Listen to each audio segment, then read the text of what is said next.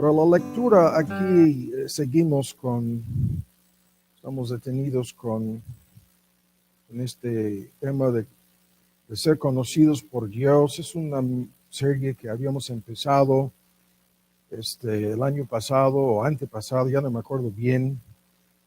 Y en el contexto del tema, el hecho de conocer a Dios, de ser sus hijos, sus hijas, de ser conocidos por Él, de tener el privilegio de saber a ciencia cierta que nos conoce y que conoce nuestro nombre. Es un fenómeno tan raro en el primer mundo. Incluso en Gran Bretaña hay algunos ejemplos de esto, de personas que al dirigirse a Dios en oración en forma pública decían: aquí estoy, y su nombre. Hay un fenómeno rarísimo en esto. Hay algunos en el Reino Unido que se acostumbraban a orar y decir: Señor, aquí estoy yo, y nombraba varias personas en una oración pública, ¿no? Incluso en familia, en casa. Y nos encontramos en este momento, Señor, ubicados en la calle X, ¿no? Y domicilio y todo salvo código postal, al dirigirse a Dios, ¿no? Y esto es el tema que comenzábamos a ver y nos condujo a lo que estamos viendo ahora. En la forma de síntesis por el momento. Estamos yendo por el camino de los atributos de Dios, habiendo iniciado con su autoexistencia, su eternidad. Y hace 3 domingos vimos su omnipresencia, luego su omnisciencia, hace 4 domingos.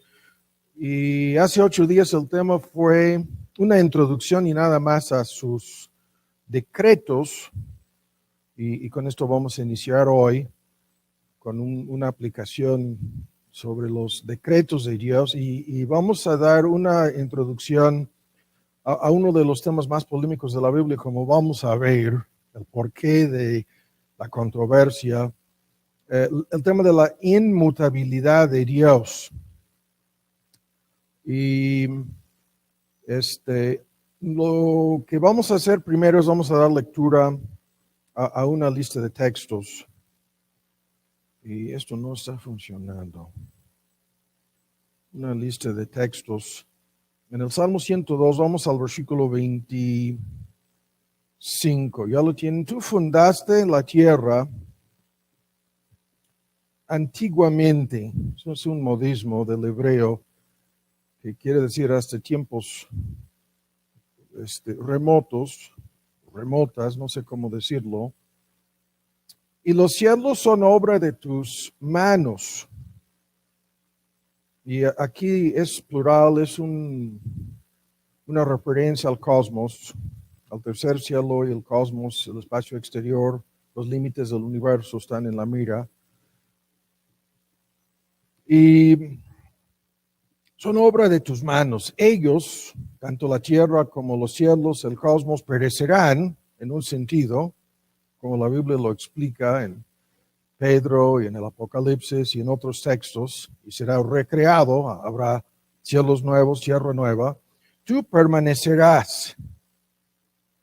Todos ellos como un vestido se envejecerán, y como una ropa de vestir los mudarás, y serán, escuchen la versión antigua, serán mudados, cambiados, ¿no? Mas tú eres el mismo, tus años no se acabarán. Hay muchas traducciones aquí en donde a algunos traductores no les gusta la idea de años que no se acaban, y dicen que no tendrán fin. Y lo que nos interesa es el argumento de que tú eras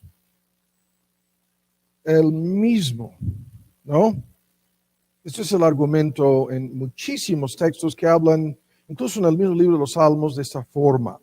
Ahora vamos al último libro del Antiguo Testamento, a Malaquías, por favor. Y aquí Dios afirma lo que el salmista, bajo inspiración del Espíritu, escribió. Aquí lo dice por boca de su profeta Malaquías en el capítulo 3, es el último capítulo bueno, hay 4 en Malaquías, pero el último libro del Antiguo Testamento. Y aquí en medio de cosas que no nos interesan, es una afirmación que se repite muchas veces a lo largo del Antiguo Testamento. Y dice, porque yo Jehová, el versículo 6, no me mudo. Esa es la versión antigua, no cambio. En el contexto del juicio de Dios en contra del pueblo de Israel, yo no cambio. Y es tan solo por eso, su inmutabilidad, así vosotros, hijos de Jacob, es tan solo por eso que no habéis sido consumidos, aunque fueron increíblemente juzgados. ¿No? Ahora vamos a Números, al Pentateuco, al libro de Números. Y rápido hay que buscar estos textos. Y en el libro de Números, y esto es uno de los versículos, lo mismo, más polémicos de la Biblia, 23 es su capítulo en Números, el capítulo 23, y en medio de la profecía de el más misterioso profeta del Antiguo Testamento, Balaam, encontramos esta afirmación en su pleito aquí con Balac, en donde se negaba a cooperar con él y maldecir al pueblo de Israel. En medio de su argumento, hace esta afirmación que se repite también en otros textos. Dios no es hombre, el versículo 19. Dios no es hombre para que mienta. Hay una doble afirmación aquí. La imposibilidad en cuanto al mentir. Dios es imposible que miente o mienta. Y de igual manera, ni hijo del hombre para que se arrepienta. Y el argumento es fuertísimo, el texto es más que polémico. Dios no puede mentir, menos, ahora buscan en Santiago, en el Nuevo Testamento, Santiago, su primer capítulo, menos arrepentirse, aunque, como vamos a ver más adelante, hay una lista de textos que dicen que Dios se arrepintió de tal o cual cosa, incluyendo en el Génesis, en relación con el mundo antediluviano y la creación, ¿no? El mundo antediluviano y sus habitantes, se arrepintió. Pero el texto que acabamos de ver dice que no se arrepiente. Y como vamos a ver, esto es, para los que entendemos ciertas cosas, es lo más fácil de explicar, ¿no? No hay contradicción alguna en estos puntos. Ahora, en el libro de Santiago, esta famosísima afirmación, toda buena dádiva, 1:17, capítulo 1, versículo 17, toda buena dádiva y todo don perfecto es de lo alto, que desciende del Padre de luces, ¿no? Misteriosamente el Padre de las luces, ¿no? ¿Qué quiere decir eso? En el cual no hay mudanza, la versión antigua, no hay cambio, aunque algunas versiones modernas en su traducción de esto se enredan en un debate. La traducción correcta, no hay cambio, no hay mudanza, ni sombra. Y a mí me gusta muchísimo aquí la versión antigua. Y ahora vamos a Hebreos, es el libro antes, ¿no? De Santiago. Hebreos, a su capítulo 13.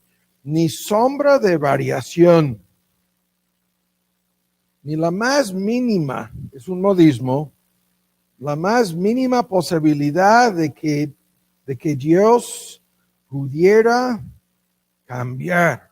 No existe la más mínima, ni siquiera posibilidad de que Dios pudiera cambiar o variar, ¿no? Es tremenda la forma de traducir el punto en la versión antigua.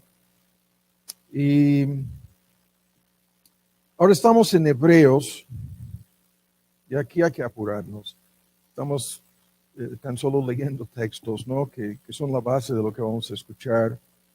Y entre tantos textos polémicos, este pudiera ser uno de los más abusados, más erróneamente interpretados textos de la Biblia. Ya lo tienen Hebreos en su capítulo 13 estamos. Y en una forma sorprendente, en medio de otros temas, eso es una parte del debate aquí, viene este versículo 8, que es el texto favorito de los grupos carismáticos que dicen que Dios no cambia su forma de revelarse. Y cuando la misma Biblia afirma que la revelación directa por medio de milagros, señales y dones milagrosos como el don de hablar en todos los idiomas del mundo greco-romano, el don de hablar en lenguas, esos dones ya no existen. Incluso en el mismo libro de los Hechos, eso se puede demostrar así de fácil, y en otros textos en el Nuevo Testamento, pero los que dicen que no, por eso dije, uno de los más abusados versículos, acuden a este texto y dicen, Jesús es el mismo ayer, hoy, por los siglos, dando a entender que con este texto pueden afirmar su creencia de que los dones milagrosos que desaparecieron con la muerte del apóstol Juan ya no existen. Ninguno de ellos puede hablar en ningún idioma que no hayan estudiado. Ninguno de ellos tiene el don de sanar, ni siquiera sus propios profetas y pastores que han muerto a lo largo de esta pandemia, y son miles de ellos que han fallecido, no tienen esos dones. Pero acuden a este texto y nos dicen Jesucristo el mismo, ¿no? Como si esto tuviera algo que ver con sus falsas enseñanzas y creencias. Están más que errados. Este texto es nuestro tema. La inmutabilidad de Dios. No tiene nada que ver con sus ideas falsas sobre la continuación de los dones apostólicos, ¿no? Y el Papa en Roma pretende tener los mismos dones apostólicos que ellos pretenden tener. Pero no vamos a discutir más. Estoy burlándome, claro que sí. Jesucristo es el mismo ayer, hoy, y en la versión antigua, por los siglos, o por toda la eternidad, ¿no? Para siempre, por siempre. Hay muchas formas de traducir esta fórmula que es pluralidad de tiempo futuro sin fin. Entonces ya con estos textos, tenemos ahora la primera introducción. Hace 8 días vimos una parte, la pura introducción al tema de los decretos de Dios. Es un tema al cual volveremos próximamente en relación con la soberanía de Dios y en relación con la providencia de Dios. Vamos a vincular todo el tema, ¿no? Con lo que vimos hace 8 días en la introducción. Llegamos al punto tan sencillo de que Dios hizo un plan. De eso se trata el tema de sus decretos, sus designios, sus propósitos. Y vimos que este plan abarca hasta desde el principio, la creación, la caída de Adán y Eva, toda la historia humana, las naciones, los pueblos, el pasado, presente y futuro están en la mira de esos decretos. Y en relación con los decretos positivos, negativos, algunos dicen permisivos, ¿no? En relación con la caída y la entrada del pecado al mundo, etcétera, etcétera. Son temas de mucha importancia y como vamos a ver se relacionan con los demás atributos. Y concluimos nuestro estudio con este asunto de nuestras vidas y el hecho de que Dios tiene un plan para nuestras vidas. Y esto es el argumento bíblico de principio a fin, que nuestras vidas fueron planeadas por Dios, predestinadas. El hecho de que esto es la base de todo el asunto de guía, guianza, dirección divina. Estamos pidiéndole al que planeó lo que hemos de hacer, su guía, su dirección para saber y hacer lo que Él decretó que haríamos con nuestras vidas. El hecho de que este plan no puede ser manipulado. Esto es la narración bíblica de tantos ejemplos de personas que se metieron en gravísimos problemas tratando de manipular o tratando de averiguar de antemano o tratando en un momento dado, ¿no? A forzar el asunto y obligar a Dios a cambiar algo. Y los textos que acabamos de leer declaran que esto nunca ha sucedido ni sucederá, como vamos a ver. Dios no va a cambiar nada. El hecho de que hay sorpresas, cosas que tan solo Dios pudiera haberlas planeado y cosas que que al principio todas estas sorpresas nos sacan de onda y al principio hasta no nos gustan y peor aún son la base de un sinnúmero de dudas y cuestionamientos y vacilaciones. Y, no voy a decir más. Y luego el hecho de que este plan no puede fallar es el tema con el cual estábamos terminando hace 8 días.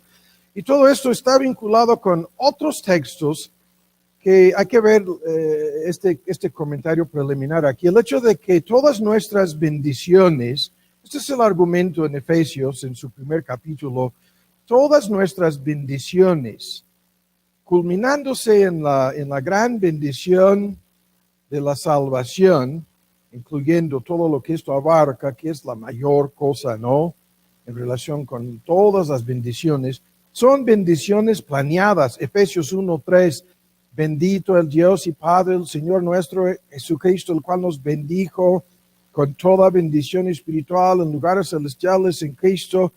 Y la primera cosa en la lista de bendiciones, Juan Puga predicó sobre el texto como en la época navideña, como una lista de regalos, ¿no? Y vas abriendo cada caja y la primera cosa que encuentras, nos escogió en Él antes de la fundación del mundo, y esto es desde la eternidad, Dios planeando tu salvación, y el contexto, el alcance de esto es para que fuésemos santos. Esto es nuestra llegada sanos y salvos al cielo, delante de Él, sin mancha, perfeccionados, glorificados en su presencia, en el versículo 5, y en amor, habiéndonos predestinado para todas estas bendiciones, ¿no? Desde tu conversión hasta todo lo demás, todo fue planeado en los decretos de Dios. Estas bendiciones son una parte de lo que está en tantos versículos que hablan de los pensamientos de Dios acerca de nosotros. Vimos algo sobre esto hace algunos domingos en el Salmo 139. Su número de estos pensamientos en el Salmo 40, en el Salmo 139, es incontable. Es imposible enumerar estos designios y pensamientos acerca de nosotros, pero como vimos hace 8 días, esto no es, Dios te ama y tiene un plan maravilloso para tu vida, no. Esto es en donde tu vida entra y cabe en sus planes, en los planes de Él. Se ha dignado de incluirnos. Y este es el argumento con el cual terminamos hace 8 días, ¿no? Y aquí agarro este hilo. Esto, el punto que estábamos tratando de ver terminando, ahora busquen en 2 de Tesalonicenses 1, ha de ser no tan solo algo doctrinal, teológico, intelectual, que así lo tratamos de comprender a grandes rasgos, sino se tiene que convertir este punto en una meta principal en nuestras vidas, ¿no? La meta de hacer lo que Dios quiere que hagamos con nuestras vidas tiene que ser la meta principal. Y si estamos siendo, en el contexto lo entendemos, encaminados a ser más semejantes a Cristo, a ser la persona que Dios quiere que seamos, que fuimos destinados a ser en su plan eterno de salvación, entonces en una forma muy práctica, ¿en dónde caben mis planes? ¿En dónde caben mis propósitos? ¿No? Mis deseos, mis sueños, lo que yo estoy haciendo en este momento con mi vida, ¿cómo coincide esto con los planes y los propósitos de Dios? Ahora, en 2 de Tesalonicenses tenemos este texto en donde Pablo oraba en este contexto, el texto lo conocemos, es 2 de Tesalonicenses, en su primer capítulo, y el versículo 11, oramos por esto mismo, así mismo, siempre por vosotros, que nuestro Dios sostenga por dignos de su llamamiento, o sea, que Dios nos haga dignos. ¿Qué es esto? Toda la obra de hacernos la persona que Dios quiere que seamos, dignos de su llamamiento. Esto es el proceso continuo de cambios en la otra miniserie a la cual vamos a volver dentro de poco. acerca de nuestra identidad y llena de bondad toda buena intención, todo buen intento y toda obra de fe con su poder, con su potencia. Muchos de ustedes se acuerdan de este texto, lo hemos visto muchas veces. Una traducción libre del texto es lo siguiente: que Dios efectúe, que Dios lleve a cabo todo el bien que Él desea hacer en nuestras vidas. Toda la bondad que fluye, como vamos a ver, no tan solo de sus decretos, sino de su inmutabilidad para con nosotros, ¿no? Y Pablo estaba orando en este contexto que todo lo que Dios tiene planeado hacer contigo, conmigo y con cada creyente, que se lleve a cabo eso. Y la pregunta es, ¿hasta cuál punto tomemos en serio esta realidad? ¿Hasta cuál punto lo que estamos haciendo día tras día tras día, en cuál sentido estamos tratando de cooperar, de voluntariamente someternos, de doblegarnos en todos los aspectos de nuestra vida, desde la mayordomía, recursos, tiempo, actividades cotidianas, tiempo libre, mi agenda, mi vocación, mi chamba, mi familia, todas las responsabilidades cristianas que tenemos? ¿Hasta cuál punto estamos cooperando? ¿Hasta cuál punto estamos sumisos, ¿no?, a estos decretos, a estos planes, a estos propósitos, ¿no? Y una de las reglas es para que se lleven a cabo estas cosas, X propósito, aquí estamos nosotros, Dios nos tiene que preparar.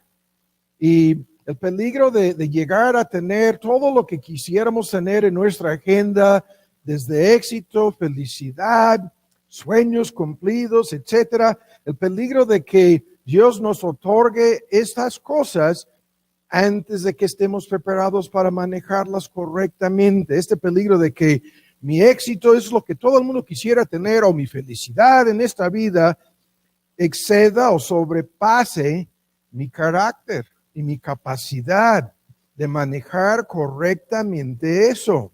Y esto es lo que vemos en todas las narraciones bíblicas, ¿no?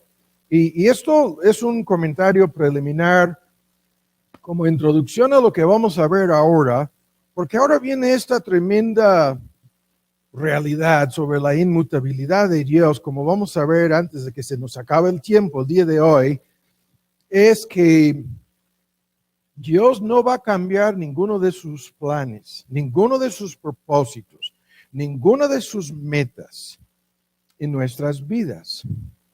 Ninguna de esas cosas va a cambiar, ¿no? Nos guste o no, así lo estoy diciendo. Nos parezca bien o mal, no, eso no importa. Estos propósitos suyos que están en sus decretos, en el libro de la predestinación, se tienen que cumplir. Ahora entonces, se acabó la primera introducción, ahora la segunda. Esta palabra inmutabilidad, que se refiere a los atributos de Dios, de tal modo que la inmutabilidad misma se considera como uno de sus atributos, es algo importantísimo, como vamos a ver, como hay una relación entre el Dios autoexistente, el Dios autosuficiente, el Dios eterno, el Dios que planeó todo, que decretó lo que estamos viviendo ahora desde la eternidad. Todo esto está vinculado, como ahora lo vamos a ver, con su inmutabilidad y se relaciona después, lo veremos, con su soberanía, providencia y fidelidad que vienen próximamente, ¿no? Pero el argumento es importantísimo y aquí lo vamos a comenzar a discutir. El carácter de Dios no cambia. Escuchen con mucha atención los argumentos aquí de manera preliminar, y ahora les invito a que vean en Colosenses 2, son sencillos y a la vez profundos. Yo, el Señor, que no cambio, acabamos de leerlo en Malaquías, ¿no? En Él no hay ni siquiera la más mínima alteración, variación, sombra de modificación. Las palabras nunca se acaban aquí. No hay la más mínima mutación, no hay la más mínima reforma. No hay la más mínima diferenciación. Escuchen esta palabra, diferenciación, la tengo aquí apuntada. No hay la más mínima alteración en nuestro Dios. Y esto se vincula con lo que ya hemos estado viendo hasta ahora, hasta el día de hoy. El hecho de que todos los atributos de Dios son eternos, ¿no? Es otro argumento en relación con el mismo punto. Y estos atributos son eternos y no sujetos a cambio. No hay la más mínima inestabilidad. Ahora, de inmediato podemos ver hacia dónde va el argumento. Esto quiere decir que Dios es digno de toda confianza. No hay la más mínima inconsistencia. Eso es otro gran argumento al cual vamos a ir llegando poco a poquito con más estudios. No hay ninguna incongruencia, ninguna inconsistencia.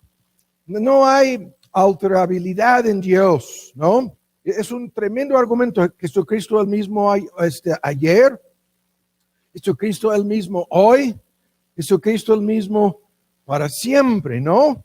Y en el momento en que comencemos a ver este punto, fíjese bien en cómo lo estamos diciendo, todos los atributos de Dios que forman su carácter, su poder no cambia, su conocimiento, ya lo vimos, es omnisciente, no cambia.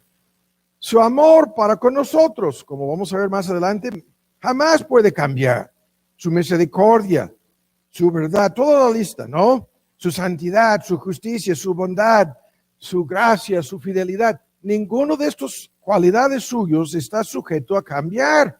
Lo que Dios era es lo que Dios es. Y lo que Dios es lo que Dios será.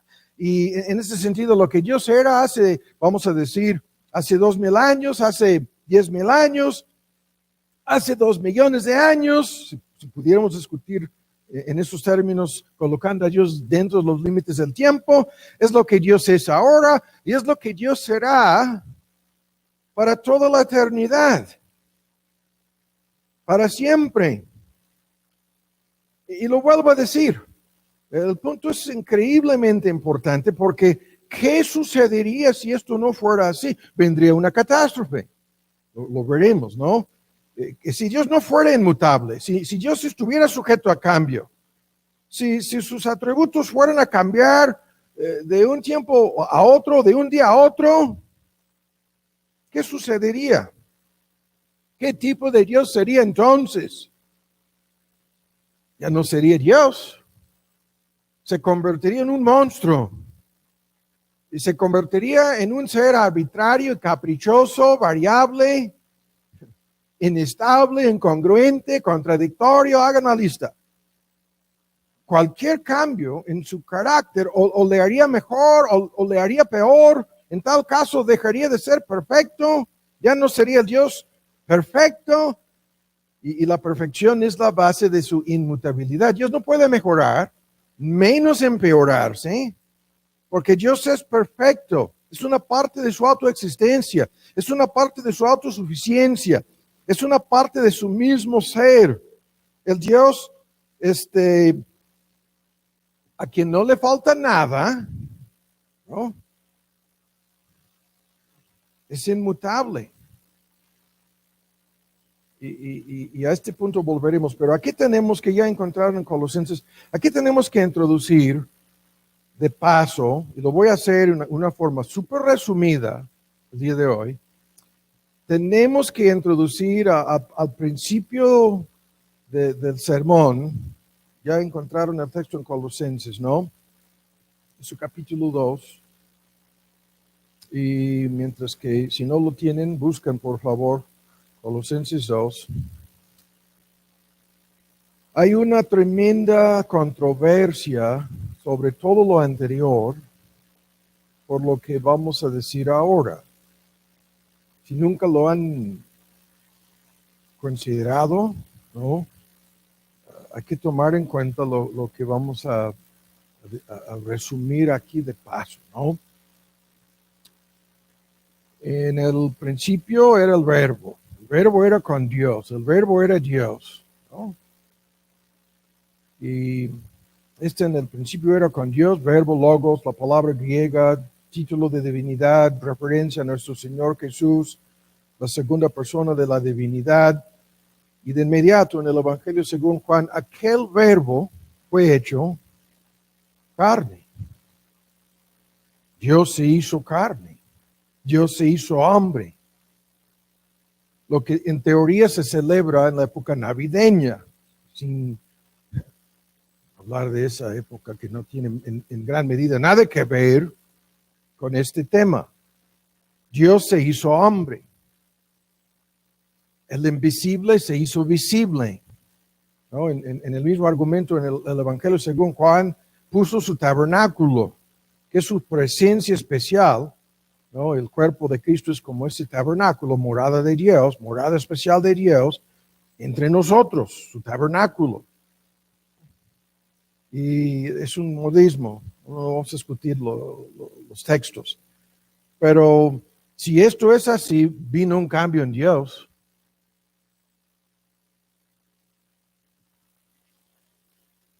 ¿Sí o no? Escuchen, el Dios ilimitado en su encarnación llegó a ser limitado. El Dios infinito en su ser llegó a ser finito. El Dios eterno llegó a pertenecer al tiempo en su encarnación. El Dios independiente al encarnarse como un bebé el independiente se hizo totalmente dependiente de su mamá y su papá. El omnipotente llegó a ser débil, y así lo dice Pablo, fue crucificado en debilidad. El infinitamente rico,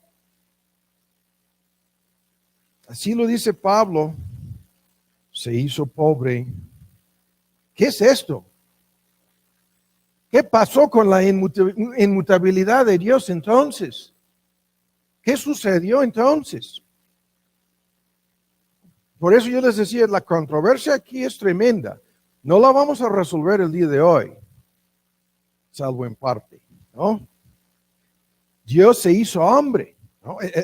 El texto aquí en Colosenses 2 es el más fuerte posible. Escuchen, 2:9 de Colosenses, hablando de Cristo, dice en el versículo 9 de Colosenses 2, en Él, Cristo es Él, en el versículo anterior, la última palabra es Cristo, habita permanentemente, reside, está ahora la residencia en Cristo de toda la plenitud de la divinidad corporalmente, dice el texto.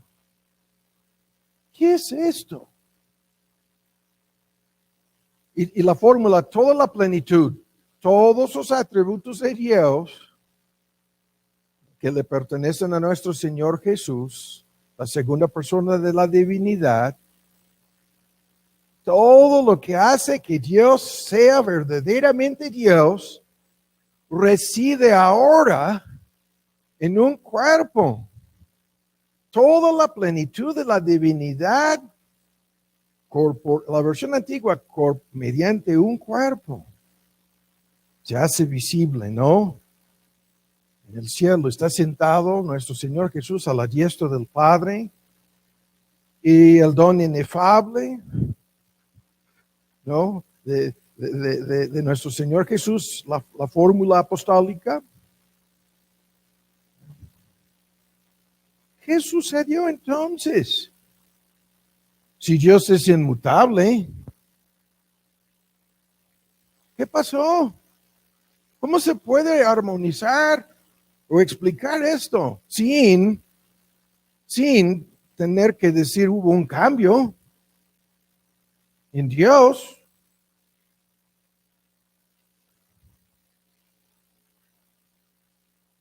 ¿Cómo sucedió esto? Ahora la respuesta es en parte, ¿no? Tengan paciencia aquí, no podemos detenernos, eso es de paso. Jesucristo el mismo, ese es otro, ya lo citábamos, el mismo hoy, nadie duda de eso, el mismo para sí, no hay duda, pero luego la pregunta, ¿el mismo ayer?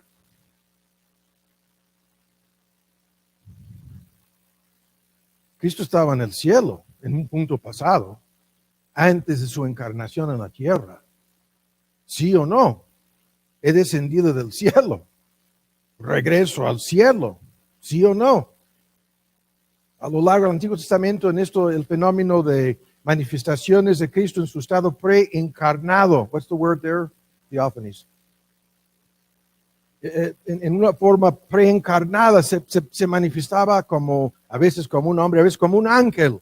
Incluso el famosísimo ángel de Jehová resulta ser nuestro Señor Jesús, sin discutirlo.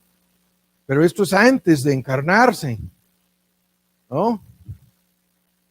Ya comenzamos a nadar aquí en aguas profundas. Pero ahora lo vamos a resolver en parte el día de hoy, de paso, ¿no? Porque nuestro tema es más de lo que estamos detenidos analizando aquí, aunque esto es importantísimo, escuchen bien.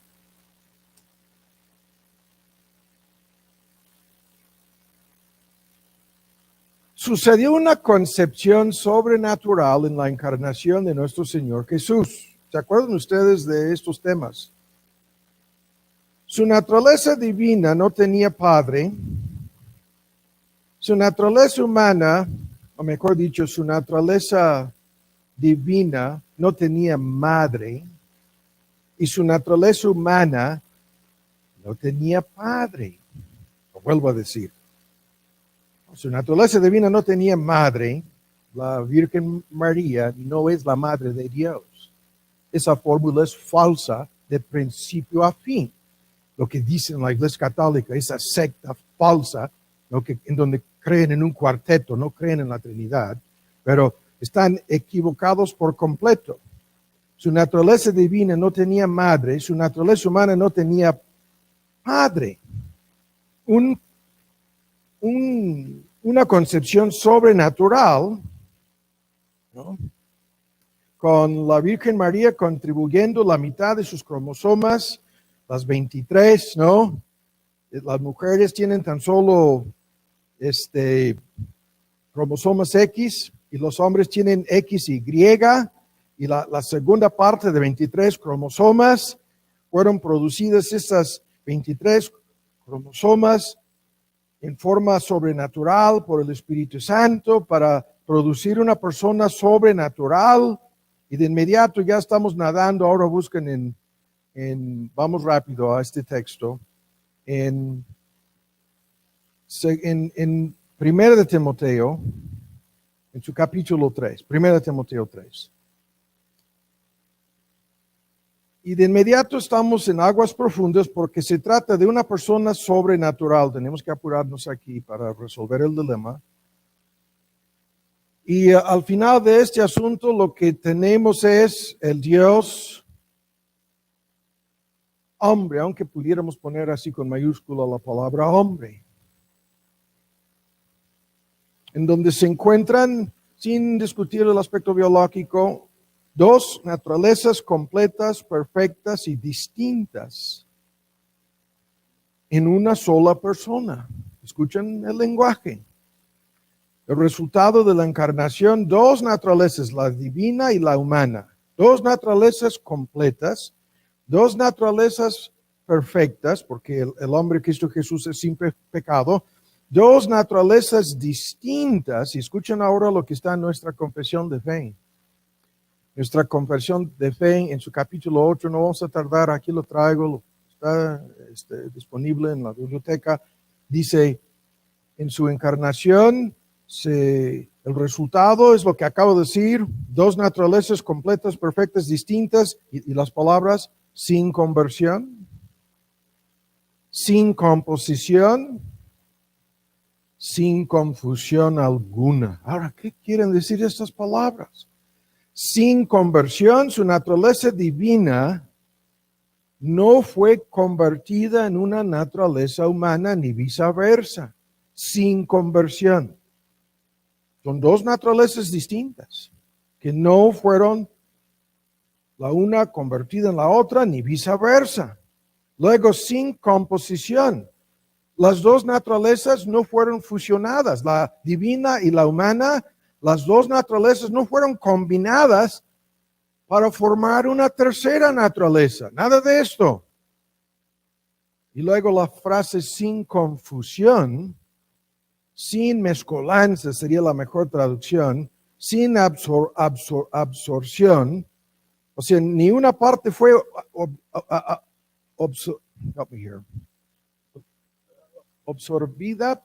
absorbida por la otra naturaleza. Y el resultado final, Cristo tenía un cuerpo verdaderamente humano, alma verdaderamente humana, conciencia humana, personalidad humana, con las limitaciones humanas y simultáneamente sin confusión, ¿no? Esto se ve en los 4 evangelios, no lo vamos a discutir. Permanecía siendo el mismo Dios de principio a fin. Ahora escuchan, la fórmula técnica es esta. Cristo es inmutable en su persona. Hagan si están tomando apuntes, sus notas aquí. Cristo es inmutable en su persona, inmutable en sus perfecciones y inmutable en su esencia como Dios.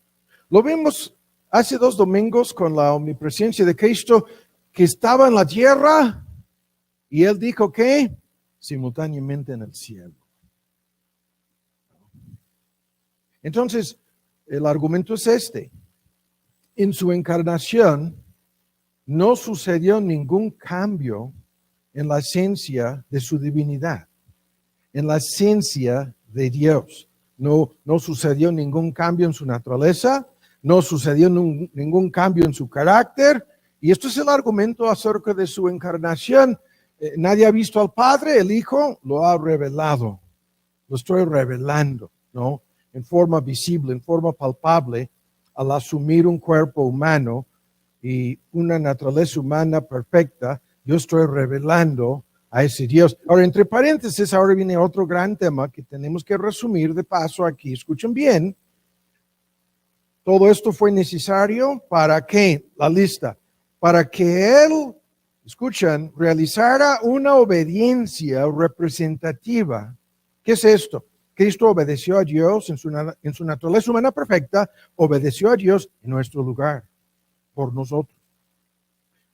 Esto fue necesario para que Cristo pudiera ser el sacrificio vicario. ¿Qué es esto?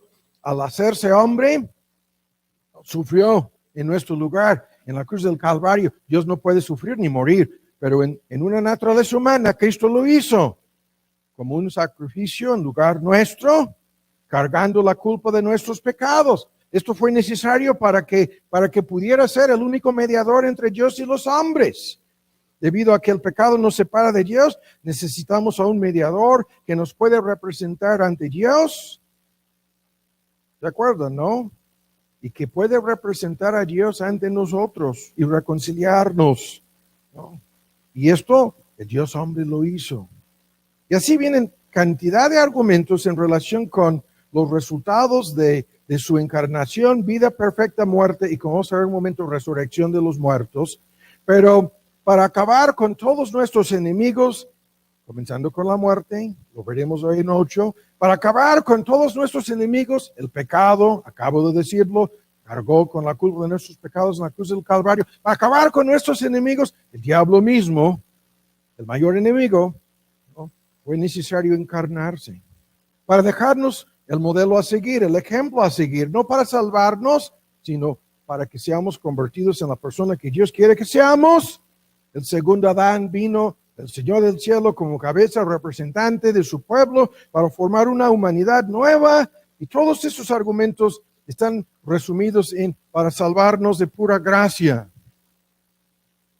El hombre Cristo Jesús nació, creció, experimentó las necesidades de cualquier ser humano, debilidad, cansancio, envejecimiento, incluso hambre y sed. Y luego resucitó. Y lo más grande en este argumento, permanece para siempre unido a su cuerpo humano, que fue, lo veremos ahí en 8, resucitado y glorificado lo acabo de decir, y está sentado a la diestra del Padre en ese cuerpo. ¿Que pudiera haber dejado? Sí. ¿Que pudiera haber convertido en algo diferente? Claro que sí. ¿Pudiera haber abandonado su cuerpo? No lo hizo. Escuchen el argumento. Se hizo uno con nosotros para siempre. ¿Cómo? Uno con nosotros para siempre.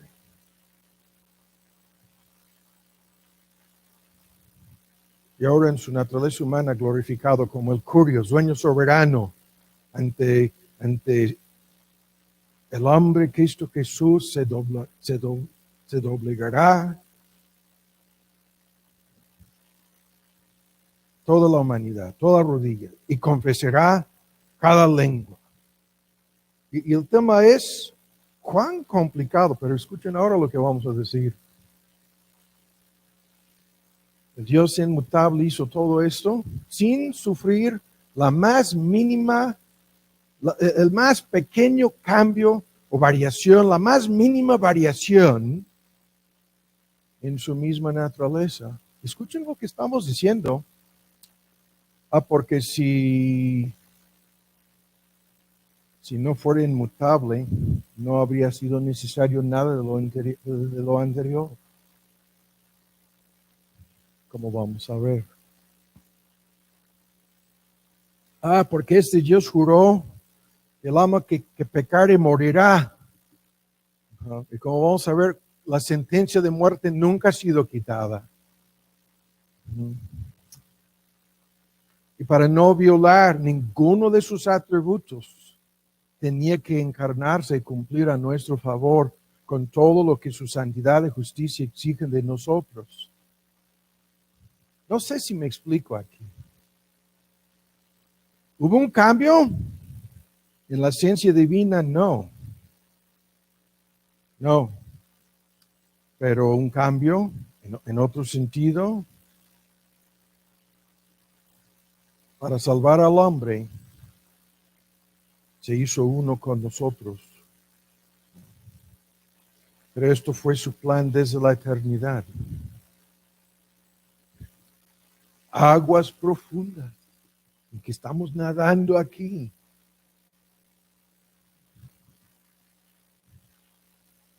Ahora lo dejamos, volveremos a verlo, ¿no? Por el momento, esto fue entre paréntesis, déjenme checar. Vuelvo al punto. Este Dios es inmutable. ¿Qué sucedería si no fuera inmutable? Guarden en mente todo lo que acabo de resumir y lo volveremos a ver.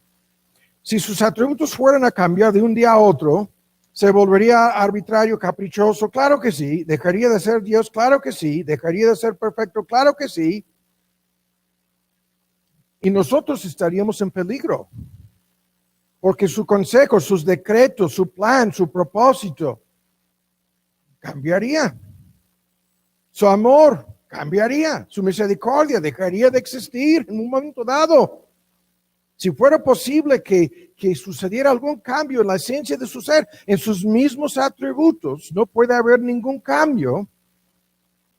Pero si fuera a haber algún cambio, podríamos ser objetos de su gracia hoy y objetos de su ira, sujetos a su ira mañana. Entonces estamos afirmando lo mismo. Este Dios no puede cambiar. La verdad es que la encarnación y la obra salvadora de Cristo es la prueba más grande de su inmutabilidad. Lo vamos a ver. Lo acabo de decir. Ahora, ¿cuál es la importancia entonces de esto? Lo sabemos. Vivimos tú y yo en un mundo sujeto a cambios. No hay nada permanente aquí.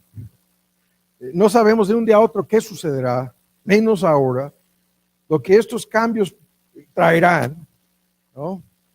Pero en medio de un mundo sujeto a tantos cambios, ¿Dios no cambia? No. No cambia. Todo lo que nosotros entendemos y conocemos en la ciencia, en todas las vocaciones, está sujeto a cambio, cuanto más la medicina. No hay nada permanente, nada fijo, nada absolutamente al 100% seguro, ni siquiera con las vacunas. Pudiera ser menos con las vacunas. Todas las cosas materiales están en un proceso continuo de cambios. La segunda ley termodinámica, en donde no se pierde la cantidad de energía, pero la cantidad disponible sí, y todas las cosas se van deteriorándose, descomponiéndose físicamente hablando. Claro que sí, esa es la vida, ¿no? En este mundo, ¿no? Todo está en un proceso de, estamos construyendo por encima de todo lo que ya se descompuso desde hace siglos y se convirtió en su mayor parte en polvo o tan solo restos, ¿no? Restos de lo que eran las antiguas civilizaciones. Y el argumento apostólico que confirma lo que estamos diciendo, esto los digo, hermanos, el tiempo es corto y lo que resta es que los que tienen mujeres sean como si no las tuvieran, esposas, ¿no? Y los que lloran como si no llorasen, y los que se gozan, se alegran como si no, y los que compran como si no poseyesen, es el mismísimo punto, y los que abusan de este mundo, como si ya no pudieran abusar de nada, porque el mundo en su apariencia, está, hay un modismo aquí en el griego, se están cerrando las cortinas, están poniendo los créditos, se está acabando, está concluyendo la historia. Hace 2000 años las palabras. Y desde leyes humanas hasta gobiernos, hasta cuestiones económicas, hasta nuestra libertad, nuestras libertades, estamos viviendo la única época de la historia del cristianismo, la historia del mundo en realidad, en donde haya existido un concepto como libertad de expresión, libertad de conciencia, libertad religiosa incluso. Es algo nuevo en la historia del mundo que se está acabando. La censura, la persecución, ya viene a la vuelta de la esquina, ya está sucediendo en los países que fueron los instrumentos para traer esas libertades a todo el mundo. Se están desapareciendo estas libertades en la ex Unión Americana. Vamos a vivirlo probablemente antes de otoño de este año. ¿Qué tipo de conflicto va a venir sobre ese punto de las libertades? Tan solo Dios permanece lo mismo. En nuestros himnos y en inglés es fuertísimo la lista de himnos, basándose en Deuteronomio. Dios es la roca, roca de la eternidad. Lo cantamos aquí en español. La única cosa no sujeta a cambio, Dios, nuestra roca, ¿no? Así es incluso la piedra principal del ángulo es otro gran argumento en relación con el Mesías y la identidad de Cristo. Pero este Dios que no cambia, ahora escuchan, esto quiere decir que sus promesas no cambian, que sus leyes no cambian y que sus advertencias no cambian. Ahora, en 1 de Pedro, vean el texto, los que creen que la Biblia ha sido cambiada y que no tenemos aquí en el texto recibido nuestra versión antigua, la verdadera versión. Eso es puro rollo, pura necedad. Incluso hay algunos videos buenísimos que si les interesa ver, los argumentos son muchísimos. 1 de Pedro 1, el versículo 23, habiendo sido renacidos de simiente, no de simiente corruptible, sino de incorruptible, por la palabra de Dios, que vive y permanece para siempre. Toda carne es la hierba, como la hierba, toda la gloria del hombre como la flor de la hierba. Se secó la hierba, la flor se cayó, mas la palabra del Señor permanece en el 23 para siempre, en el 25 perpetuamente. Y esa es la palabra por la cual el Evangelio nos ha sido anunciado o anunciada por esta palabra. Pero ¿qué quiere decir esto? Lo que acabo de decir. La palabra de Dios no cambia, no. La ley de Dios, menos. Las promesas de Dios, tampoco. El cielo y la tierra pasarán de la boca de nuestro Señor. Mis palabras no pasarán. Mateo 25. Para siempre, oh Jehová. Salmo 119. Para siempre, oh Jehová. Permanece tu palabra en los cielos. Hay una copia de este libro en el cielo. Todas las promesas, todas las advertencias de la palabra de Dios permanecen todavía con la misma vigencia, permanecen en vigor, no pueden ser alteradas, no pueden ser quitadas, ni sus promesas, ni sus advertencias. Dios las cumplirá con exactitud. Su palabra inmutable, del Dios inmutable, ¿no? Tenemos la garantía, es el que juró que todo esto será así. De la boca de Cristo, la palabra que he hablado, ella juzgará a los incrédulos en el día de juicio, en Juan 12. Su misma palabra de los 5 libros o más que serán sacados. El Apocalipsis dice en el día final, ante el gran trono blanco, ¿no? En inglés, the white throne judgment, van a sacar libros, plural. Obviamente el primer libro es este, el segundo es el libro de vida del Cordero, en donde los nombres fueron apuntados desde antes de la fundación del mundo, nombres de todos sus escogidos. Pero no podemos detenernos aquí. Los argumentos son tan sencillos. La ley moral de Dios no cambia. Pecado, en ambos testamentos, el pecado sigue siendo transgresión de su ley moral, los 10 mandamientos. Las normas, las reglas de moralidad, de conducta, no cambian. En este libro, no cambian. En ninguno de los testamentos, no cambian. Lo que son normas, lo que son reglas, lo que son reglas fijas, ¿no? Como lo que tenemos en los 10 mandamientos. Estas leyes reflejan la justicia, reflejan la santidad del Dios inmutable. Lo que era pecado hace 2000 años, hace 4000 años, en el mundo antediluviano incluso sigue siendo pecado hasta el día de hoy. Y siempre será pecado. Estas reglas y normas no son arbitrarias, no son caprichosas, menos. Son tan fijas como el Dios inmutable en su carácter. Es un Dios fijo, ¿no?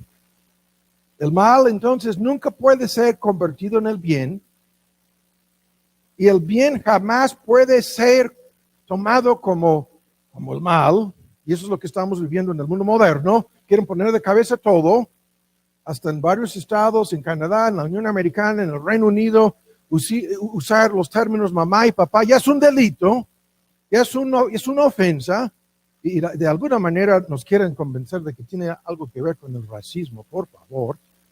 Pero nada de esto es cierto.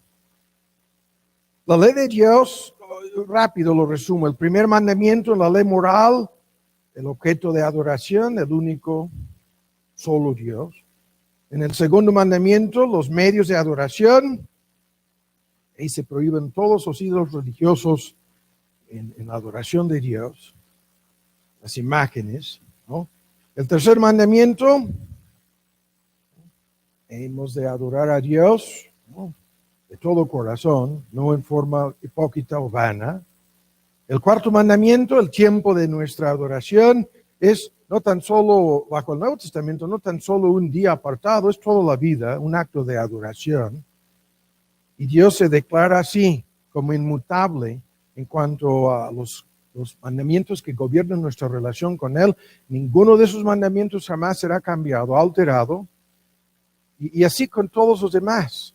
Dios se declara como soberano en la adoración, soberano, escuchan, sobre el tiempo, soberano sobre todas las autoridades, el quinto mandamiento, soberano sobre la vida misma, el sexto mandamiento, soberano sobre nuestro cuerpo, sexualidad, inmoralidad. El séptimo mandamiento se declara así, como soberano sobre nuestra propiedad, posesiones, tiempo, dinero, recursos, dones, talentos. Se declara, ¿no?, en el 8º mandamiento, soberano, prohibiendo el robo y la corrupción, soberano en el 9º mandamiento sobre la verdad, y en el 10º mandamiento soberano sobre nuestros pensamientos, anhelos y deseos, prohibiéndonos la codicia. No hay ninguna parte de esta ley que se puede alterar, que se puede cambiar,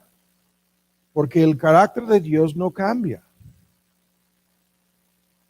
Así. Sed santos porque yo soy santo, y esta santidad se define a través de su ley moral. Entonces, en un momento lo vamos a vincular con otros puntos. Termina por el momento el aspecto polémico del tema, y ahora pasamos a introducir sus aplicaciones, ¿no? Aunque acabamos de hacer eso con su ley moral. ¿Listos? Déjenme checar aquí. Hay que apurarnos. A la luz de lo anterior, escuchen ahora, punto número 1. En este Dios, aquí dejo la fórmula Dios-hombre, hemos de confiar en Él y nadie más. No debemos confiar en ninguna cosa, ni persona, salvo Dios. Porque no podemos confiar en nada o nadie que esté sujeto a cambios. Dios es el único que no puede cambiar. Él es la roca, cuya obra es perfecta, Deuteronomio 32, ¿no? Y por lo tanto, si caemos en la trampa de confiar en cualquier otra cosa, tarde o temprano terminaremos decepcionados, desilusionados, defraudados, o peor, ¿no? Porque todas las demás cosas no son dignas de nuestra confianza. No debemos confiar en las riquezas, que no pongan su esperanza en la incertidumbre de las riquezas, dice Pablo. No debemos confiar, escuchen ahora, en nosotros mismos, en nuestra supuesta sabiduría, en nuestra supuesta congruencia, ¿no? En nuestra supuesta fidelidad, en nuestras capacidades. No. Si confiamos en nosotros mismos en alguna medida, esto es lo que se llama en la Biblia confianza en la carne, terminaremos en graves problemas. Siempre hemos de decir, si Dios quiere. Siempre hemos de decir, si viviéramos. ¿No? Siempre hemos de decir, tan solo así haremos tal o cual cosa. La advertencia en Santiago, la más fuerte del Nuevo Testamento, los que hacían su plan de negociar, de mudarse, de trabajar, de ganar y todo. No, dice, esto es pura jactancia, es confianza en la carne. Es tan solo si Dios quiere, viviremos de un día a otro. Si tan solo Dios quisiere, ¿no? Nos dará licencia para hacer tal o cual cosa. Y en ese sentido, a esto volveremos. Se acaba la confianza en nosotros mismos, ¿cuánto más en los demás? Lo vuelvo a decir, los demás nos dejarán decepcionados a fuerzas. En algún sentido, nos dejarán tristes, nos dejarán frustrados, nos dejarán muchísimas veces enojados. Los mejores hombres son simplemente hombres. Los mejores creyentes son simplemente creyentes en un proceso de transformación. En este sentido, a menos que sean sostenidos, a menos que sean preservados, son capaces de caer en los peores pecados. Y de ahí viene en Jeremías, apuntan los textos, no los vamos a ver, los voy a citar. Maldito el varón que confía en el hombre. Maldito, dice, el varón que confía en el hombre. Yo llevo años desde el púlpito hablando en términos genéricos acerca de que no tengo amigos íntimos en ninguna congregación en donde yo estoy en el púlpito, aunque hay personas que vienen aquí que piensan que son mis favoritos, y algunos de ustedes a lo mejor piensan lo mismo. Lo vuelvo a decir, están equivocados. Primero, ¿por qué? Por esto, maldito el varón que confía en el hombre, que hace de la carne su fortaleza, dice el texto, y la contraparte Bendito el varón que confía en Jehová, cuya confianza es Dios. Jeremías 17, los versículos 5 al 7, en donde hay un gran argumento acerca de cómo se van a quedar como zarzas en medio del desierto, sin agua, habitando en sequedades en el desierto, los que confían en los hombres. Nosotros lo hemos vivido. Si tú eras más que un joven adolescente, tú sabes mucho acerca de esto, de cómo los hombres, los seres humanos son inestables, cómo son inconstantes, cómo son fluctuantes, cómo son incongruentes, cómo son infieles. Esa es la lucha cotidiana en cualquier negocio, en cualquier lugar, en cualquier parte del mundo, en cualquier familia, incluso en todos los matrimonios. Cómo los seres humanos son capaces de cambiar al instante. ¿Cómo se pueden convertir en un momento dado en nuestros enemigos? ¿Cómo son propensos, no? A cambiar su opinión, a cambiar su perspectiva, a cambiar su perspectiva de nosotros incluso. Motivados por supuestas ofensas. Por favor. Este es el país de gente infantil que vive así todos los días, como pequeños en el kinder ahí, tan ofendidos por cualquier cosita, ¿no? Y créanme, en un contexto cristiano, en un contexto eclesiástico, ¿cómo sucede esto? Todos los días sucede esto. Son tan propensos, ¿no?, a cambiar su actitud, a cambiar su opinión, motivados por cosas tan triviales, desde malas sospechas hasta chismes.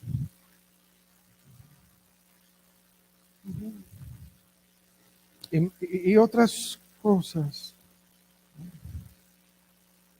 Por lo tanto, maldito el hombre que confía en el hombre. La perspectiva bíblica de este asunto es el libro de Proverbios, en donde hay entre tantas cosas, hay un mini, ¿cuál sería la palabra?, seminario sobre las relaciones interpersonales, incluso las amistades, con 1000 advertencias acerca de lo que estoy diciendo. Y de principio a fin, tan solo Dios es digno de esta confianza. Confiad en Jehová perpetuamente, Isaías 26, porque tan solo el Señor es la fortaleza de los siglos, la roca eterna, la misma traducción del hebreo. En ti confiarán los que conocen tu nombre. Por cuanto tú, oh Jehová, no desamparaste a los que te buscaron. Y los argumentos aquí, en un contexto, cuando las cosas se vuelven difíciles en tu vida, escuchen las preguntas aquí. ¿Qué es lo que crees acerca de la única persona que te puede ayudar? Cuando las cosas se vuelven difíciles, ¿no? ¿Cuál es la única fuente de esperanza, de confianza, de motivación? Y todo se reduce a qué es lo que creo acerca de Dios en medio de estas circunstancias difíciles. Y peor que más de lo que creo, ese es el tema aquí en este libro, no solamente lo que crees, sino eres capaz de confiar, de veras confiar el 100% tan solo en Él, en medio de estas circunstancias. ¿Qué es lo que creemos acerca de nosotros mismos en medio de circunstancias como las que estamos viviendo a nivel colectivo? Ahora, ¿qué es lo que creemos acerca de que somos inmunes al colapso económico que puede suceder? Lo voy a decir en otra forma, que está garantizado. Para los que no entienden lo que está pasando en el primer mundo, nos van a colapsar con lo que están haciendo. Es cuestión de tiempo. ¿En quién vamos a confiar? En tal o cual circunstancia. Es en medio de cosas así. Si hay una tercera ola como está sucediendo en Chile, donde en teoría la mitad de la población ya se vacunó, están rompiendo récords de contagios. Ajá, porque las vacunas no son tradicionalmente lo que entendemos como vacuna. Incluso están usando una palabra que ni se aplica. Y los que dudan lo que estoy diciendo, pónganse a leer lo que ponen ahí en AstraZeneca y Pfizer y la lista de empresas para ver si el hermano lo está inventando. No, no estoy inventando nada. Peor en Brasil, peor en Europa, peor en Israel, donde más de la mitad de la población ya se vacunó y hay un pánico total con lo que está pasando. Es una ilustración de lo anterior. ¿En quién vamos a confiar? ¿No? Tan solo en el Dios que no cambia. El Dios cuyas promesas son infalibles, ¿no? El Dios omnipotente, el Dios que no puede mentir, el Dios que siempre es fiel, el Dios soberano, amoroso, celoso por su fama, su nombre, su gloria, el Dios que se compromete y mete de por medio su misma existencia, jurando por en el libro de Hebreos, lo vamos a ver antes de irnos, jurando por su misma existencia, la inmutabilidad de su consejo para con cada creyente. Y cuánto más, escuchen bien, tan solo en Él hemos de confiar, claro que sí. Ahora vean lo que voy a decir. Cuánto más en su amor hemos de confiar. Vean en Romanos 8, por favor. Esto es el tema del amor eterno de Dios. Su base lo hemos escuchado muchas veces, así como, ¿no?, el argumento de la boca de nuestro Señor Jesús, así como el Padre me ha amado, así también yo les he amado a ustedes. De la misma manera que el Padre ama al Hijo, el Hijo ama al Padre, es lo mismo de ambos lados. Así somos amados nosotros por nuestro Señor Jesús, con un amor eterno que es inconcebible para nosotros. Yo lo decía desde un principio, ¿cómo es esto de que Dios se hace hombre?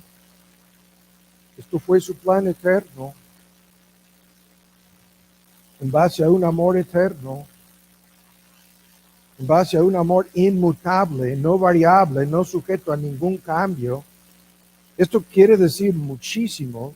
De paso, tan solo lo estoy comentando, lo estamos comentando. Este amor no es fluctuante, no es inconstante. Es inmutable. Y los argumentos: no nos amará más mañana de lo que nos ama hoy, ni más de lo que nos amaba antes del comienzo del mundo. Porque este amor no está centrado en algo bueno en nosotros, no depende de nosotros, no depende de nuestro carácter, no depende de nuestras obras, no depende de nuestros méritos, depende del Dios inmutable. El misterio de su amor, dice Pablo en Efesios. Misterio. Sí. Y tal como el amor entre el Padre y el Hijo no puede cambiar, tampoco puede cambiar este amor para con nosotros. Y el texto aquí es el más citado de la Biblia en relación con el argumento. Ya lo tienen en Romanos 8, ¿no? Como es este amor se declara como invencible, como inquebrantable en el contexto. El versículo 35, ¿quién nos apartará de este amor de Dios en Cristo? Y la lista la conocemos: tribulación, angustia, persecución, hambre, desnudez, peligro, cuchillo. Nada de esto, aunque somos destinados a sufrir y a ser tratados como ovejas enviados, ¿no?, al matadero, ¿no?, a matar. Antes es todo lo contrario, nada de lo que pudiera suceder, las peores cosas posibles están en la lista. Ninguna de estas cosas nos puede, el último versículo 39, apartar del amor de Dios, y en el contexto va a los límites del universo, va al diablo y sus ángeles, ¿no?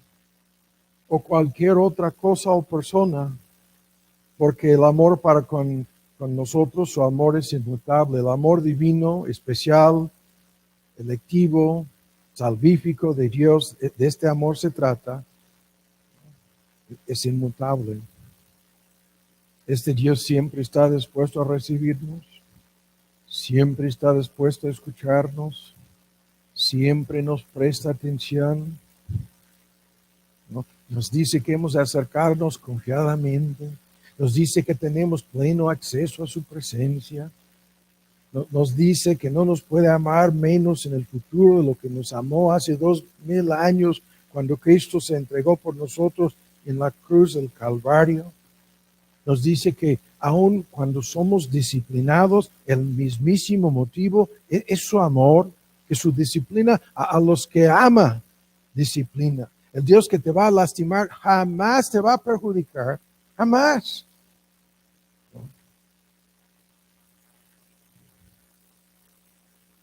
Y esto se vincula con lo anterior. Esta confianza no es simplemente en su inmutabilidad, en la inmutabilidad de su amor. Está la base de toda confianza. Pero ahora de inmediato nuestro tema cambia. Porque esta inmutabilidad de Dios resulta ser la garantía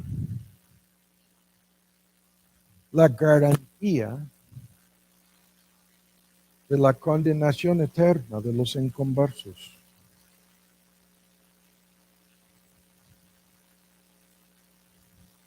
La ira de Dios en contra del pecado es inmutable. La ira de Dios en contra de los pecadores no arrepentidos es inmutable. Los no arrepentidos son, serán y tienen que ser objetos de esa ira para siempre. Este Dios se declara enemigo de todos los incrédulos. Se opone a ellos para siempre. Dios está airado en contra del impío todos los días.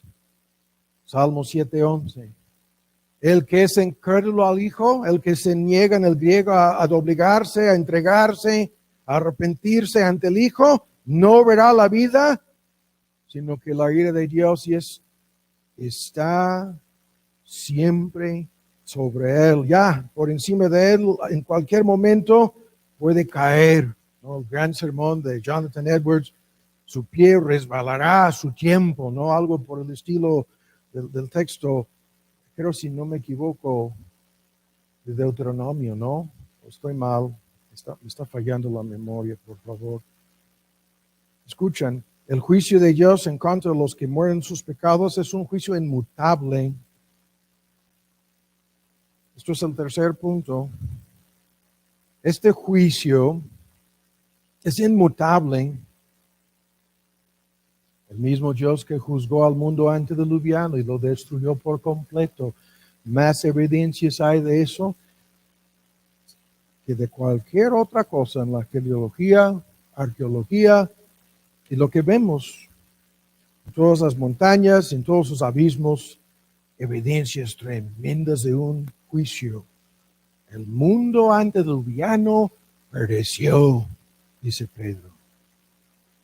Ese mismo Dios derramó fuego y azufre en contra de Sodoma y Gomorra. Algunos nos quieren decir hoy en día, porque no fueron amables con los que llegaron de visita. Es lo que todos los grupos liberales andan diciendo en Gringolandia. Incluso en un contexto religioso lo están diciendo.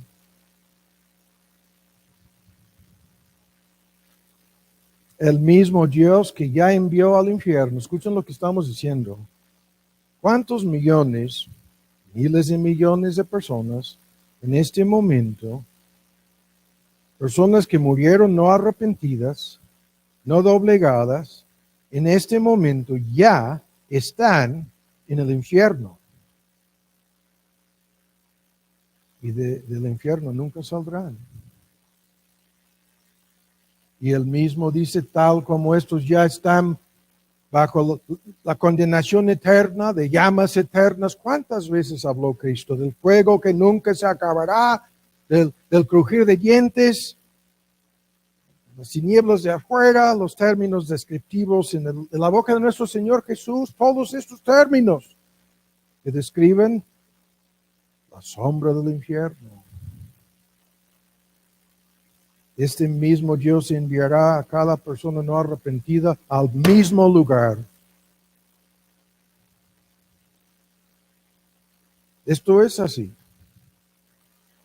Por eso lo resumíamos en la fórmula: su palabra no cambia, sus promesas no cambian, su amor y sus advertencias serán efectuadas.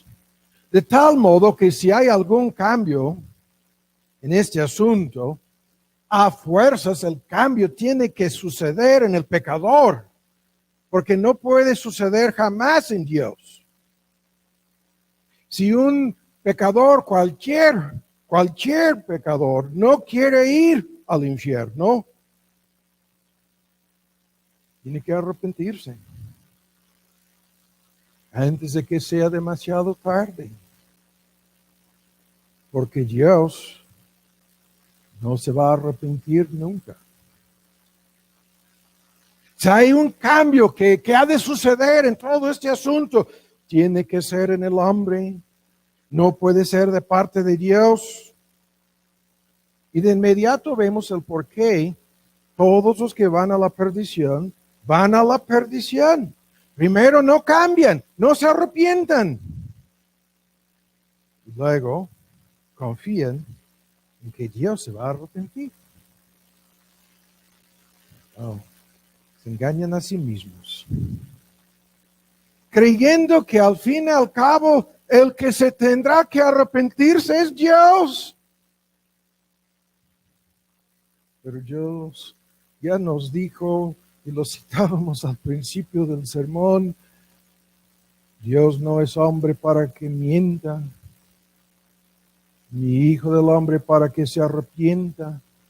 Y se agrega al texto, dijo, y no hará.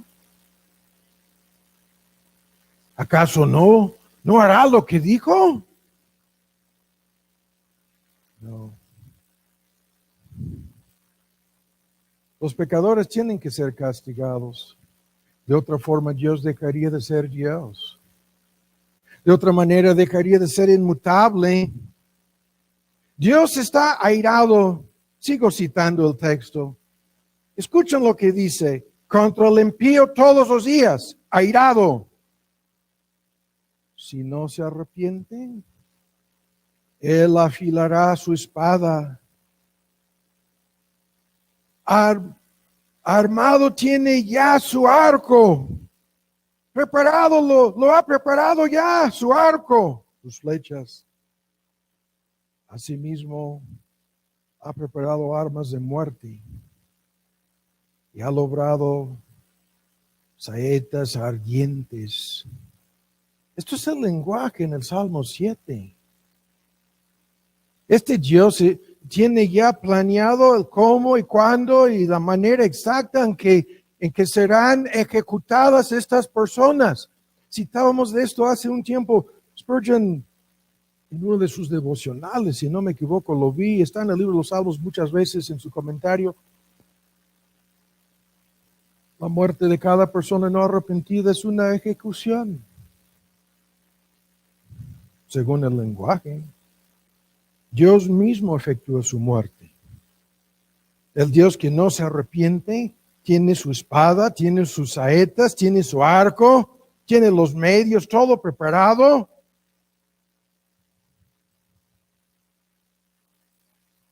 ¿Qué es esto? Escuchen lo que estamos diciendo. Aquí encontramos todas las religiones falsas en el mundo. Aquí están. Cada secta, desde la católica hasta los falsos testigos de Jehová, enseñan que habrá una segunda oportunidad más allá de la muerte. Llámase purgatorio, ya los mormones, los adventistas, los falsos testigos, están más que engañados con que habrá una, ¿cuál sería la palabra?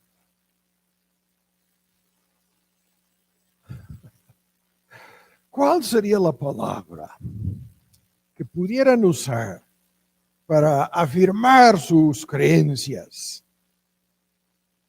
De igual manera como todas las demás religiones falsas en el mundo, todos creen que habrá un cambio en Dios.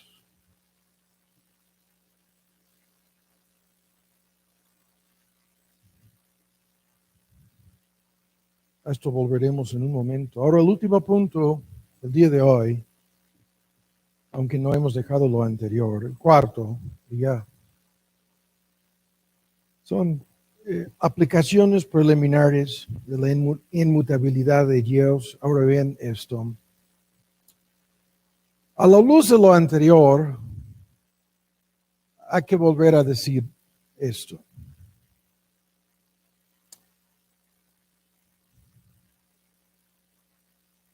En todos nuestros tratos con Dios, eso es el tema que estábamos viendo antes de irnos a la ex Unión Americana, los cambios en todos nuestros tratos con Dios, nuestra relación con Dios, todos los cambios suceden en nosotros, no en Él. No suceden por parte de Él, suceden de parte nuestra. El punto aquí es quizás el más fuerte. Nosotros tenemos que conformarnos a Dios. Dios no se va a conformar a nosotros. Nosotros tenemos que someternos a Él. Tenemos que obedecerle a Él, alinearnos con Él, obligarnos ante Él. Y eso es lo que le pedimos. Es lo que le pedimos en la salvación. Es lo que le pedimos al arrepentirnos. El arrepentimiento, ¿no? Que es un cambio de mente, emoción, volición en cuanto a Dios, en cuanto a nosotros mismos, en cuanto a nuestro pecado. Estamos pidiendo que nos cambie. Le estamos pidiendo que nos transforme. Le estamos pidiendo un corazón nuevo, el nacimiento nuevo. Y de inmediato aquí surge la otra gigantesca controversia que no debería ni siquiera de existir. Sobre estos versículos que parecen indicar, están en la Biblia, que Dios se arrepintió de algo. No, ese Dios no se arrepiente de nada. Es un antropomorfismo. En realidad, en todos los ejemplos, cada uno de los ejemplos es el hombre que cambió, no es Dios. El cambio ocurre tan solo en los hombres, nunca en Dios.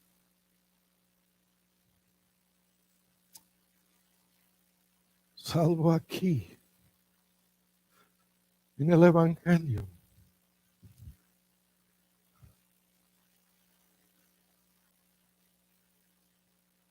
Guarden en mente el punto. Si Dios aparentemente cambia su manera, su forma de tratar con una persona, es debido a que hubo un cambio en esa persona.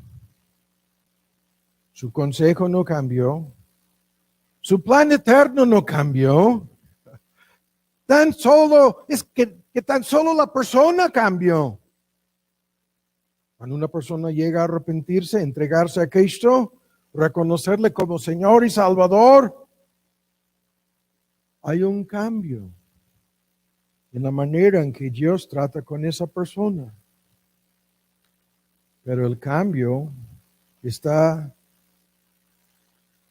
en esa persona. No es algo no previsto por Dios. No es Dios acomodándose al hombre. No es Dios conformándose. No es Dios doblegándose. ¿Cómo? El Dios que ya lo sabemos tiene un conocimiento perfecto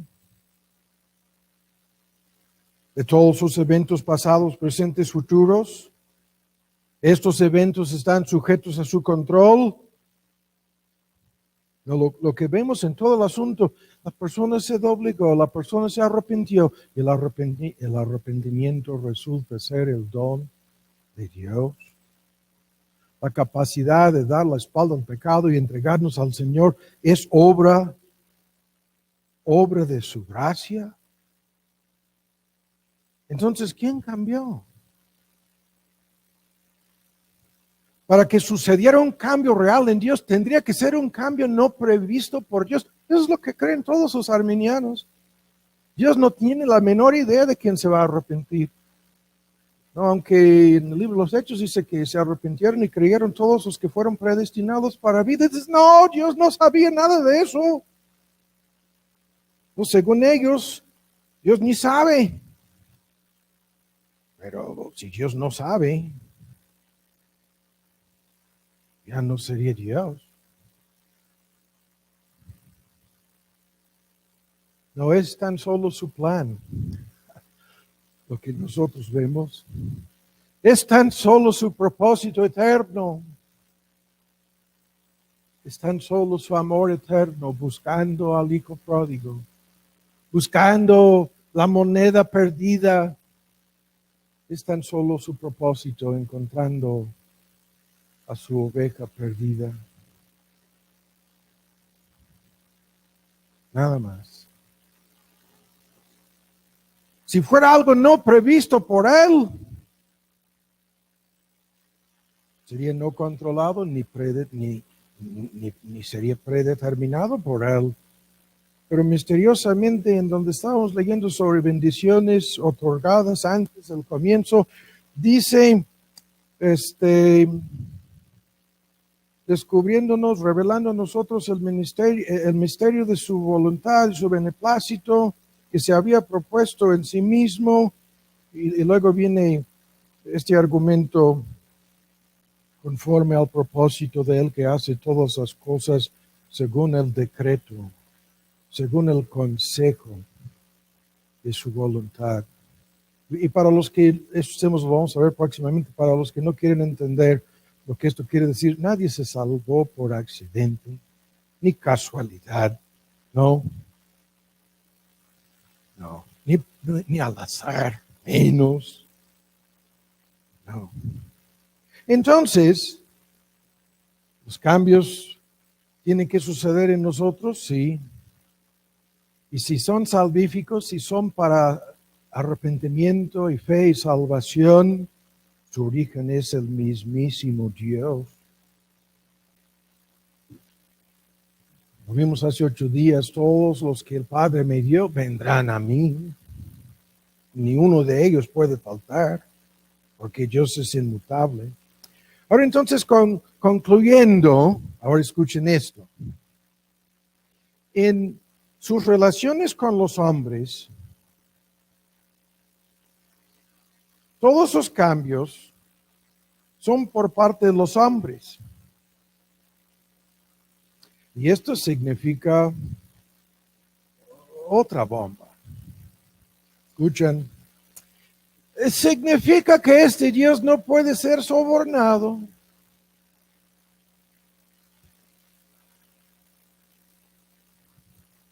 No puede ser sobornado. ¿Qué es el soborno? La persona dice que no nos quiere ayudar, no nos quiere dar, no quiere ceder, no quiere arreglar, lo que sea. tendremos que sobornarlo, un soborno para cambiar su voluntad. Y aquí vemos todas y cada una de las religiones falsas en el mundo nuevamente. Aquí vemos el fracaso de millones de personas religiosas que no son verdaderamente creyentes. Su religión no cree en ningún sentido en un Dios inmutable. La totalidad de su religión consiste simplemente de un intento tras otro, tras otro, tras otro intento de cambiar a Dios. Otro tras otro esfuerzo para controlar a Dios. Otro tras otro esfuerzo mayor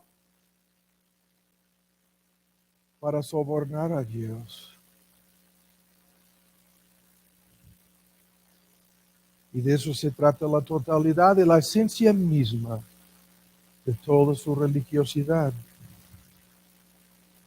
A lo largo de sus vidas han intentado convencer a Dios, cambiar a Dios, lograr que Dios haga la voluntad de ellos, la voluntad de ellas.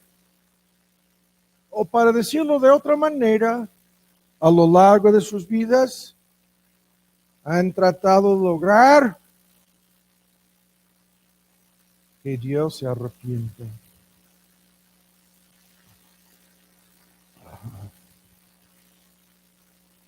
De que Dios se arrepienta.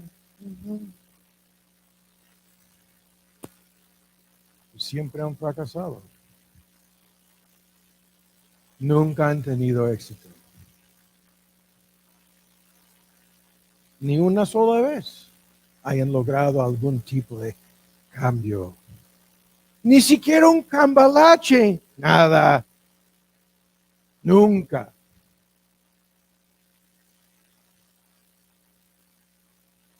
Así.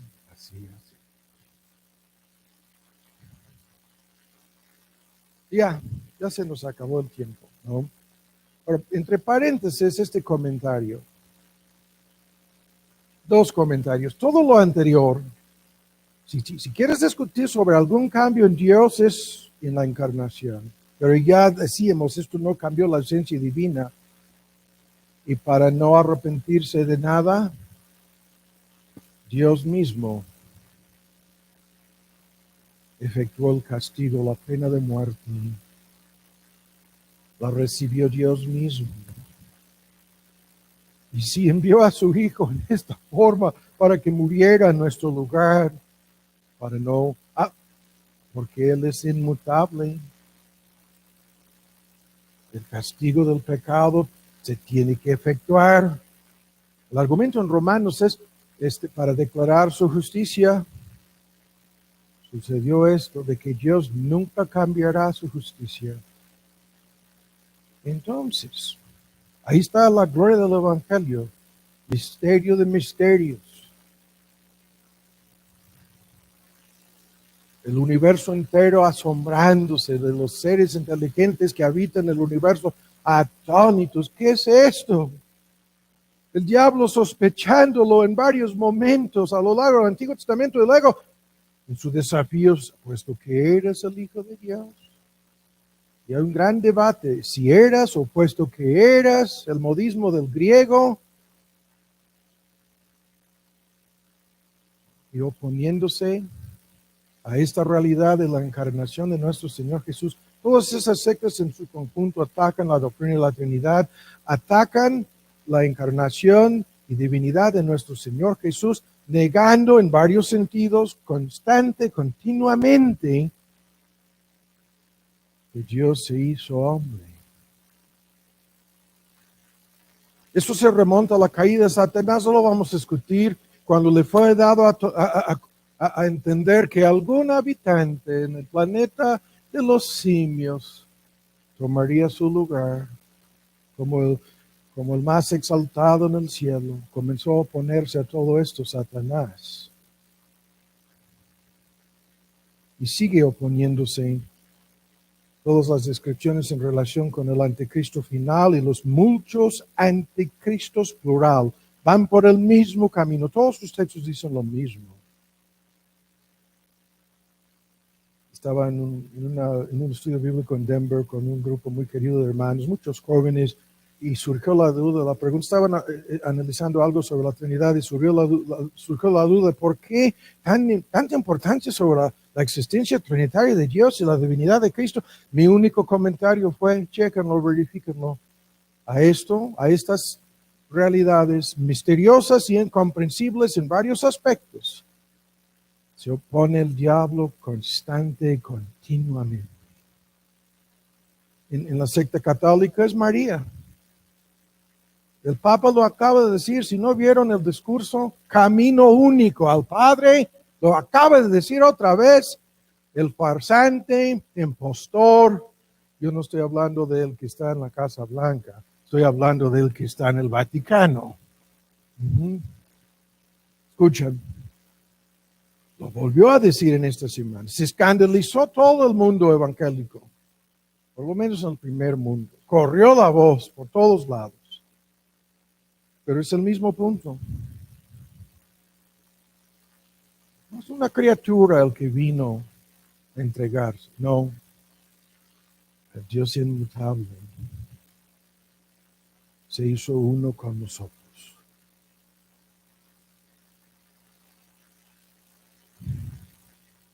Y concluyo con lo que sigo diciendo. Esto significa muchas cosas entre la lista, que la oración no cambia a Dios, sino a nosotros. No lo vamos a discutir el día de hoy, vamos a escucharlo 1000 veces. El Padre nuestro, sea hecha tu voluntad. El Padre nuestro, venga tu reino. El Padre nuestro, tuyo es la gloria, la honra, todo el paquete es tuyo, es teocéntrico. La persona cambiada por la oración no es Dios, somos nosotros. El primer cambio en el momento de arrepentirse, en el momento de obligarse, en el momento de invocar a Cristo. ¿Quién está cambiando? No es Dios, somos nosotros.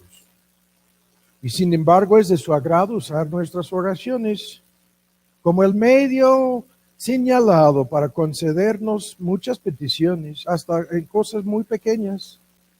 Nos toca a nosotros pedir.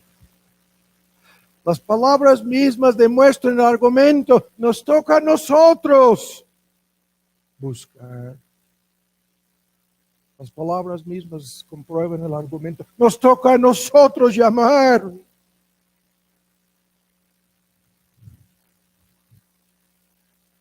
Y resulta que la oración misma nos está preparando, nos está cambiando, preparándonos para recibir la respuesta.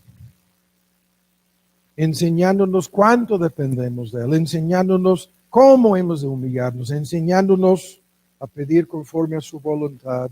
La regla apostólica, si pedimos cosa alguna conforme a su voluntad, Él, 1 Juan 5:14, Él nos oye. Y si nos oye, sabemos que tenemos las peticiones. Así.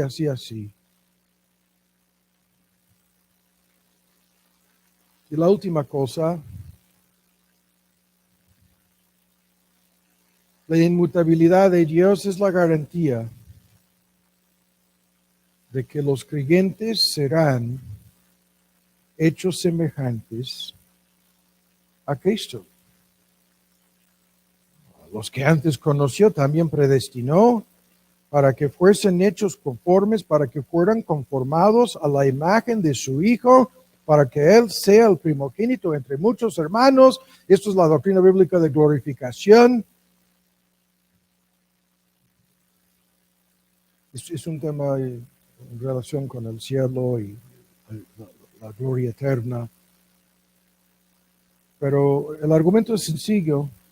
Nosotros seremos, escuchen cómo lo voy a decir, en la glorificación de nuestra alma antes de la resurrección física del cuerpo son los espíritus de los justos ya hechos perfectos, dice Hebreos, y luego el cuerpo, lo veremos hoy en 8, resucitado y glorificado.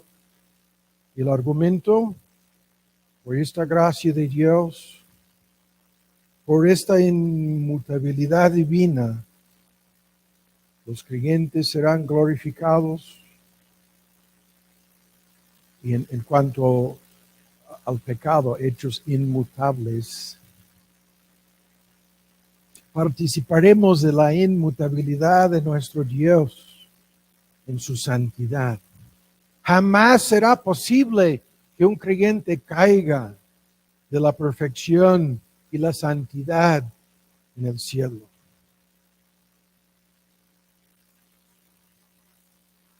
Nos confirmará a un estado de santidad inmutable y viviremos en dicha santidad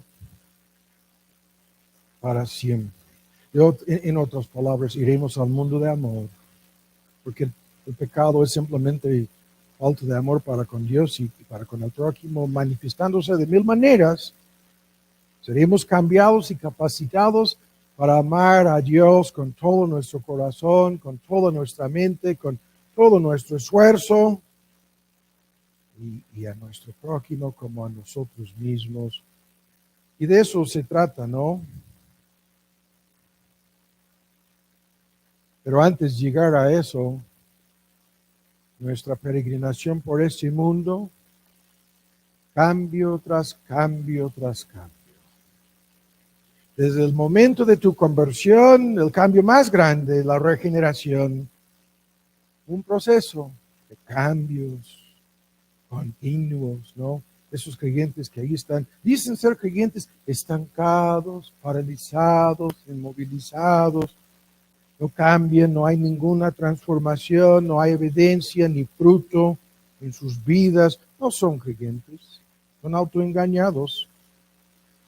La vida cristiana es un proceso continuo de cambios, cambios que de alguna medida nos conforman a diferentes aspectos de la imagen del Hijo de Dios, de manera continua, de manera lenta, de manera progresiva, y no de manera perfecta nunca. Es 30, ¿no? Y 60, y tan solo algunos llegan a producir el 100% de lo que se esperaba de ellos.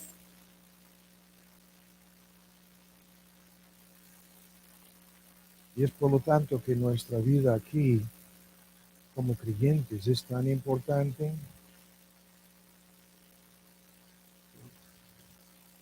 Y tan necesaria nuestra estancia.